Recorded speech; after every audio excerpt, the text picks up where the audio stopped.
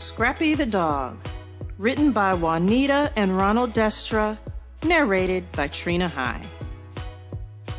Copyright 2014 by Ronald Destra and Juanita Destra. All rights reserved.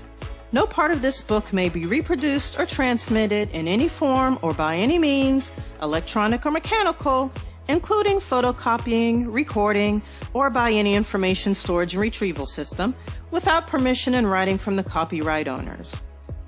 This is a work of fiction. Names, characters, places, and incidents either are the products of the author's imagination or are used fictitiously, and any resemblance to any actual persons, living or dead, events, or locales is entirely coincidental.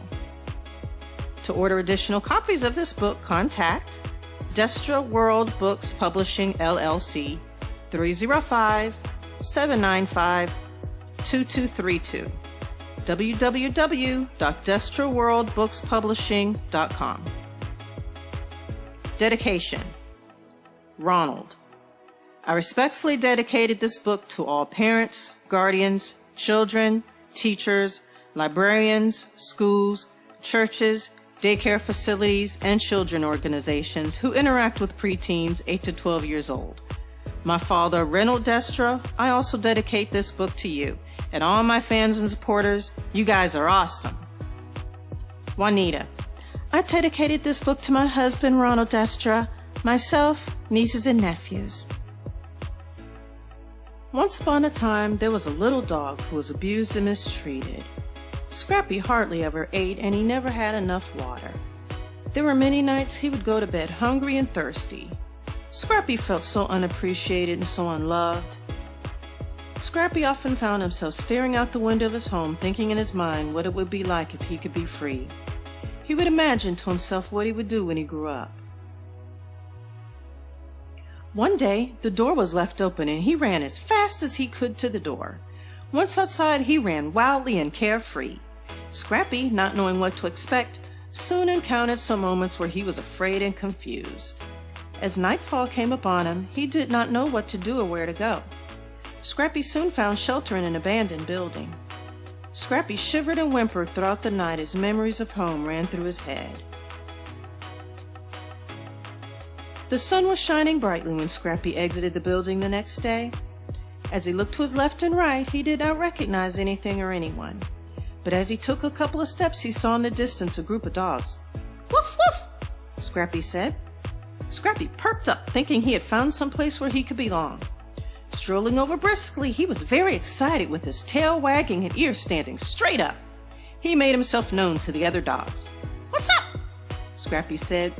"Who are you guys?" Snarling, a big dog who seemed to be the leader of the pack said, "Go away! You are not one of us! Where did you come from?"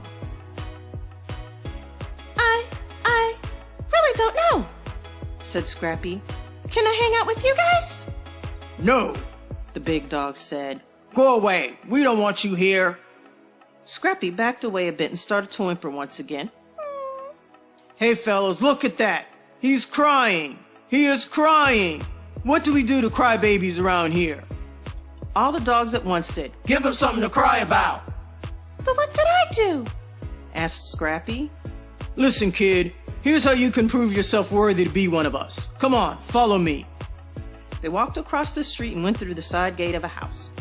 "You see that door over there?" said the big dog. "Yeah," said Scrappy. "Go in there and bring us out some food. Hurry! Hurry before anyone gets back." I don't know," said Scrappy. "I can't go in there. I don't know who or what's in there."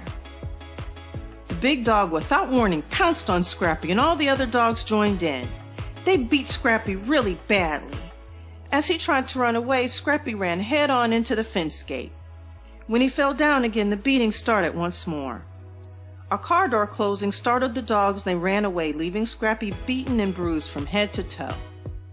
Seeing the dogs run by them, two children ran to see what had happened. Seeing Scrappy lying there bleeding and hurt, they called for their parents. "Mom and Dad, come quickly!"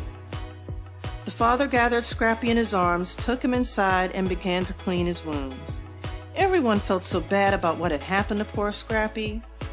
His wounds were deep and needed medical attention. "We must get him to a doctor!" the children shouted. The family, along with Scrappy, all got into the car and drove away. The doctor bandaged Scrappy up and gave the father instructions about how and what to do until the follow-up on Scrappy. Taking Scrappy home, they made him as comfortable as possible. Scrappy never experienced love like this before.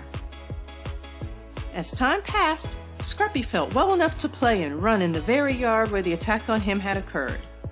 It was now 1 year later, and Scrappy had become accustomed to sitting in the window of his new home to take in the warmth of the sun. No one had come to look for Scrappy, and it really didn't matter because he had found a good home and people who loved him. Suddenly, there appeared a light, brighter than the sun, and a voice only Scrappy could hear. "I've come to take you to a place better than where you are now. You will have a place right beside me," the voice said. Scrappy yelped loudly and barked uncontrollably. He seemed to be joyful and excited. Everyone ran to see what the commotion was about. As they approached Scrappy sitting in the window, he had passed away, gone to be with the voice of promise. Saddened, the children began to cry, shouting to Scrappy, "We love you! We love you!" "Scrappy is now in a better place," said their father. "I know he'll look down and think of you." Scrappy entered eternal bliss for dogs, his ears standing straight up and his tail wagging with a grin on his face. The end. This was Scrappy the Dog by Juanita and Ronald Destra. About the authors. As co-founder of Miami, Florida-based Destra World Books Publishing, Mrs. Destra and her husband provide professional publishing services, author services, marketing services, and promotional services to authors and business owners. Juanita Destra's author-friendly business strategy allows writers to maintain all rights, worldwide distribution, and 60% of net royalties from the company's roster of distributors. Add to that prompt, friendly, hands-on customer service, which truly makes Destra World Books Publishing one of the best independent publishing houses in the USA. Aside from her publishing expertise, Juanita has been employed in the medical field, which she strives to provide high-quality patient care. Ronald Destra, aspiring children's book author, illustrator, publisher, entrepreneur, and husband who resides in Miami, Florida. He's the co-founder of Destra World Books Publishing. Ronald is the illustrator, co-author, and children author of Hoppy the Frog, Fluffy the Bird, Scrappy the Dog, and Tommy the Giraffe. His purpose is to help young children learn that they do have a purpose in life and to never give up no matter what life throws at them.